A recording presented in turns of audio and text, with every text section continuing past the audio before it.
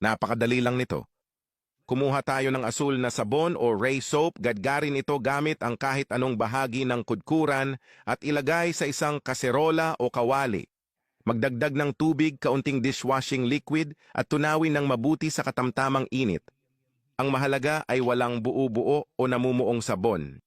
Pagkatapos, magdagdag ng degreaser, kaunting air freshener, konting alcohol para makatulong sa pagdidisinfect, at syempre, baking soda para sa mas malalim na linis. Haluin ng mabuti ang lahat ng sangkap sa loob ng 1 minuto hanggang maging makinis ang paste. Pagkatapos, ilipat ito sa isang heat-resistant na lalagyan at hayaang nakababad ng mga 3 hanggang 4 na oras. Pagkalipas ng oras na ito, alisin mula sa hulmahan at hiwain sa maliliit na tabletas.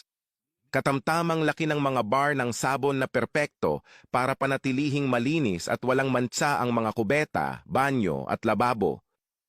Bukod pa rito, maaari rin itong gamitin bilang degreasing soap para maging makinang ang iyong mga pinggan. At kung hindi pa sapat iyon, napapaputi pa nila lalo ang mga puting damit.